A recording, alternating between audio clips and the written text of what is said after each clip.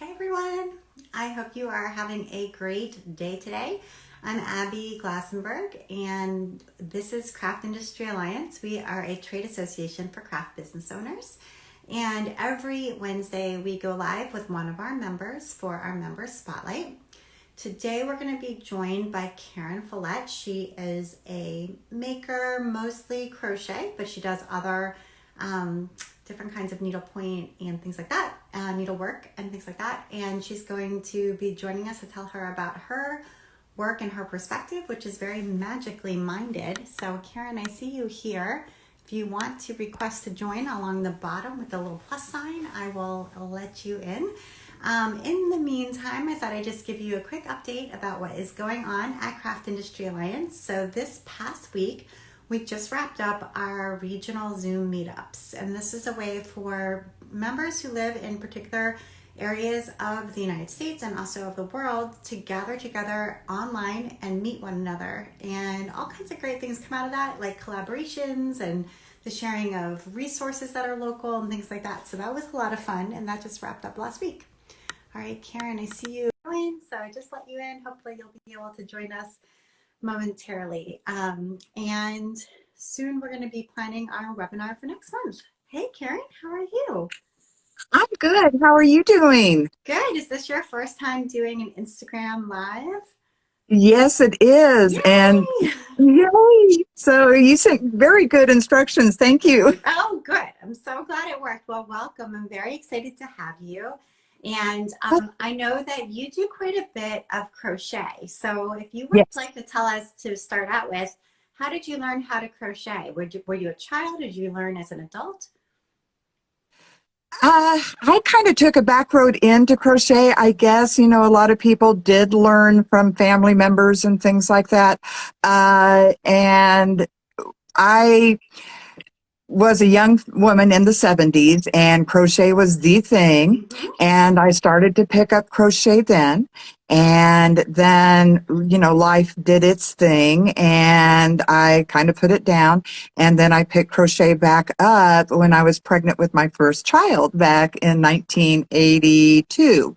And I've been crocheting off and on since then. And I'm pretty much self-taught. People today have YouTube videos, which are absolutely fabulous. And we had the little diagrams that you got to figure out, which showed the little hook going into the yarn. But it's like, well, how does that get from here to here? And then create that. And so it was a lot of trial and error. But then here I am. So yeah, by trial and error, I learned how to crochet. Yeah, that's wonderful. Yeah. And I still have some of those 70s crochet books with some fabulous patterns in them. Lots of very fabulous patterns. So Oh, absolutely. And what was popular then, it's back. it's all cyclic. Oh It's my gosh, coming I back. keep Yes. seeing these like beautiful, like granny square, long sweaters and things like that. And I'm like, wow, I think I have that pattern from back in the day. So yeah, that's really Oh, cool. absolutely. Yeah. And they're wonderful. They're terrific. Totally. So tell us a little bit about your sort of point of view, because I know that you're very into the magical and the mystical, even doing sort of, all sorts of things in that area. So I'll let you tell it. So tell us a little bit about your sort of point of view. Okay, I kind of come from it. I love doing things for the mainstream populace, but my niche and is that I am a Wiccan, and as such, I kind of come from it from that point of view. And what Wicca is, it is a spiritual belief system, and we believe kind of an all oneness within nature, within our gods and goddesses and things like that, and that we are all one being here on the planet, and we are kind of taking care of each other, presumably. And it is kind of that recognition of the divine spirit within all of us and the way we're all kind of blessed with different ways that we get to express divine spirit. And one of the ways that I love to express divine spirit is through the creativity of crafting, crochet. I am also a writer, and I've had several articles published with one of the publishers that is very popular within the metaphysical community. And so that is kind of my little niche, because it is very much an underserved niche Yeah. as far as patterns and crafts and things like that. It is gaining in being better served. But when I first started out with it, it was, I tell people, we were definitely seekers then, and now people get to be shoppers to find out information. And back in, when I became interested in it back in early 1970s, it was, you definitely had to seek and you had to create it for your own if you wanted something that was particularly relevant for your spiritual path. Yeah, that's wonderful. Where are you based? Where are you living now? I'm in Kansas, You're in which would be Kansas. kind of a That's strange. wonderful. Yeah. I am just west of, right across the state line from Kansas City, Missouri. Okay. Yeah. So, So you've got a lot of right. numbers in Kansas City. Well, I was just asking because I interviewed Anna Campos for our podcast, and she owns the episode hasn't aired yet, but she owns a yarn shop that's in Salem, Massachusetts. And it's really very focused on witchcraft and sort of metaphysical. And she even has like a subscription box that's based on that point of view. So you might love that interview, because her sort of point of view and yours are really aligned. So anyway, when you were talking, I was like, oh, you guys should meet. So That's fabulous. yeah, That's fabulous. that's Yeah, cool. because I'm a firm believer, and one of the ways that one of my streams of income is I am a psychic medium. And that's also, most of the articles that I have written are revolving around increasing, tapping into that psychic ability that we all have. But it goes dormant because we live in a physical world, and we need to really count on our physical senses. And also, there is a big societal impact that says, oh, no, this is not appropriate, or it's not real, or it's your imagination. So a lot of our psychic or gut hunch, intuitive ability has kind of been relegated to being suppressed. And what I love about doing the research early on, and because I love my right brain, and I am extremely right brain, but it's like, it's got to make sense to me. It's got to, fit that left brain kind of thing. And so I used to read about it quite a bit. Well, how do I quantify it in a physical world? And Einstein, we all know Einstein. And my son says I quote him way too much, but hey, if it works, it works. He believed that intuition is the master, and imagination is the master, and our intellect is what serves the master. And most generally in our population, we reverse that, because it is the what ifs. It is kind of the tuning into that inner inspiration that is actually intuition, that says, okay, what if I want, to create this, and I need it a little bit different than what's on the market? What if I take it a little bit differently? And that is absolutely inspiration. That's the inspiration that has given us the lovely artwork that we all get inspired by. And it's also the inspiration that has given us things like penicillin, and that gave us the vaccine for COVID and things like that. So very definitely, And I think it also yeah. really applies to leadership. One of the things that I've really worked on is as far as like, you can do a lot of research to, make a decision, let's just say for your business. You can talk to experts, you can read articles, you can sort of get the whole understanding as much as you possibly can. But in the end, you have to make that decision. And so tapping Yes. into that gut feeling and your own intuition as to what is going to be right here, and listening to that Mm-hmm. and trusting it, and not second guessing Yep. and saying, well, someone else is an expert and they said to do this and they must be correct. but instead being like, I've listened to all of it and here's what I know and what I'm going to do.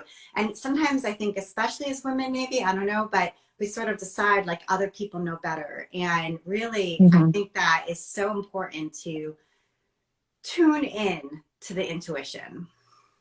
Oh, absolutely. Because that's one of the things that I find as a medium is what feels good in the heart. You know, again, we honor the intellect, and that's great. We need that intellect. But that intellect, again, it is fantastic, but it is the heart that's the barometer that says, okay, here's all the information. Is this information, is it right for me? And I always kind of take it, that's kind of part of my process. If it's kind of, if I feel it and it's like, oh, yeah, that does feel right, then I know that it's something that I want to pursue. If I feel it and it's like, not quite yet, then that's letting me know I need to rethink it, I need to rework it, or I just need to kind of put it in the round to it pile. Yeah, absolutely. And I mean, it can apply to color choices. It can Mm-hmm. apply to shapes and designs and layout. I mean, so many things, but that's, I think, like the magic that each of us have is that outlook, you know? So Yes. trying hard to listen to it. And sometimes it actually happens when you're not trying, right? Like you can try all you want and then it doesn't come, but somehow when you're in the shower or you're gardening or something, that's when sort of, if you can tune into it and not let everything else be so noisy, you can really get those insights. Absolutely. In fact, I brought this on board. Okay. This is actually, it belonged to my granddaughter, or I started buying them for my granddaughter when she was little to get her to take a bath because she loved to draw. And this is actually a bathtub Oh, I crayon. love it. And you were talking about the shower. And if we think about, yeah, that's where inspiration hits. And I can't tell you how many schematics came up on the shower, how many beginnings of things came in on the shower. And I don't know about you or anyone else, but if I don't honor that muse when she happens, and if I go, okay, I'm going to go do this now, it will cycle out of the brain. So I will write it down, Yeah. use my phone, take a picture of it before it just all drains. And this is one of those I love instruments that. that I Yeah, use. right. We used to have this when my kids were toddlers too. And actually, I was just talking to our sales manager, Stephanie, and she has the same problem where if she doesn't write it down, the ideas come in the shower. So she actually just got a whiteboard installed in her bathroom so she can write things down. I thought that was pretty good. But if you don't have that, then a crayon that you can, that's like soap basically is super smart. Oh yeah, I love it. I love it. And you were talking about driving, and that is one of those things. Yeah. I have to go between Lenexa, Kansas, which again is right out of Kansas City, down to Columbia, Missouri, which is about 150 miles, because I haven't. My father lives there, and he's 94 years old, and I love seeing him. And he's 94. So the last time I went, I was nearing the Columbia city limits, and it was like, I really don't really remember a whole lot about getting here. Right. And I wouldn't suggest, I mean, I don't know how that would play out to an officer getting pulled over and saying, well, I was being creative. I didn't realize I was doing 85. Uh, but when our brain is kind of bored with what we're doing, and you said it very clearly and very well, the biggest thing that we can shoot ourselves in the foot as creatives is to try too hard. And whenever you put out the intent of what if, or I would like to, and write it down if you want to, so that way you can memorialize it. And if you just say, okay, universe, God, goddess, whatever, I gift this to you. I know you're going to give me what I need with it. And you release it. And when you're just going to least expect it, whenever you're the most receptive. And physiologically, when the brain is bored, we go into kind of an alpha to a theta brainwave. And that is the artist slash psychic brainwave. That's when we're going to pull in the, oh my God, this is brilliant. Right. And this is when our guides and our little angels are going to be talking to us and saying, hey, do this. And that's our guidance. That's our little antenna saying, hey, we got it for you. Yeah, I think you just really And need to tune into it sometimes. So that's oh, wonderful. yeah. I love it. Do you have any items around you besides your crayon, which was great to see, but any samples or anything like that that you would like to show our viewers today? Funny you should ask. I have a board. So, Cool. yeah, one of the things that if I kind of understood that was going to be asked is like on the metaphysical side of it, one of the things I'm promoting right now is I've got a brand new book out, and it is a pattern book, and it is rune crochet. You will get patterns to create a rune bag, runes. And what a rune is, it's a divination oracle. It is something that kind of helps us tune in to that inner wisdom that we have. It kind of speaks to that subconscious part of the brain that draws in everything. So there are two different runes. These patterns will also work too if you cross stitch. Okay, so maybe you're not into crochet. Also, a little bag, and also a casting cloth that will also create into a bag. In addition to that, in this book, and this book is about a 65-page download, since I am a writer, I've written about, how to tune into that psychic sensing, some things for you to do with that. I went through every one of the runes, and there's 24, 25, depending on which methodology you follow, of all of the traditional messages of those. And I back that up with, here is some of the lore and also all of these patterns. And right now it is being offered for $7.95, and you'd pay that for a pattern. Yeah. So the other part, and I just realized how big this board is, but excuse me for being rude here. Yeah. Okay. Yeah, these are the frames that I'm currently kind of promoting, and they are crochet. And this little guy right here is kind of what brought it all about. And I love doing hoop art. I think hoop art is absolutely fantastic. But this little guy needed more than just a hoop. He just looked like he was floating on a wall, and he's a sugar skull, so that'd be entirely appropriate, but not on my wall. So it's like, I want to make a circular frame. And since I do crochet, I made a circular frame. And one of the neat things with these are you can just pop these guys in. See if I can do this without it falling over. Yeah. Okay, I love that. And yeah. And then to kind of take that, and I think what I'll do is I will lift these off of here.